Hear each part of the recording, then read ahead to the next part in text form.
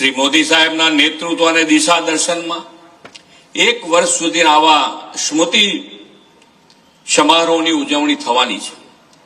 આવા રાષ્ટ્રીય ચેતનાસભર ઉજવણીમાં આજે વધુ એક ગરિમામય ઉજવણીનો અવસર છે.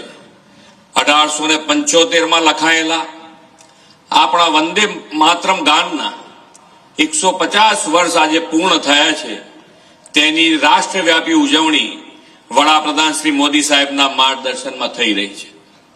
આ ગીત બંકિમચંદ્ર ચટ્ટોપાધ્યાયજી દ્વારા આનંદ મંથ નવલકથામાં પહેલીવાર પ્રકાશિત થયું હતું. પહેલીવાર જ્યારે રવિન્દ્રનાથ ટાગોરે આ ગીત ગાયું ત્યારે દેશના નાગરિકોને એક અદ્ભુત રોમાંચક અનુભવ થયો હતો. વંદે માતરમ માત્ર એક ગીત નથી, એ તો ભારતના આત્માનો નાદ છે.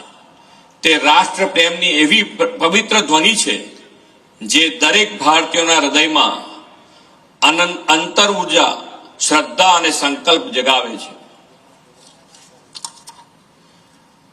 આ એવો ક્રાંતિકારી મંત્ર છે કે જેને બોલતા જ 140 કરોડ ભારતીયોના હૃદયના તાર રણઝણી ઉઠે છે અને માતૃભૂમિ પ્રત્યે વંદનનો ભાવ સમર્પણમાં પરિવર્તિત થાય છે. વંદે માતરમ એ રાષ્ટ્રગીત તો છે જ, પરંતુ પ્રેરણા ગીત પણ છે, જેને સ્વતંત્રતા સંગ્રામથી લઈ આજ દિવસ સુધી સૌના હૃદયમાં એક આગવું સ્થાન બનાવ્યું છે.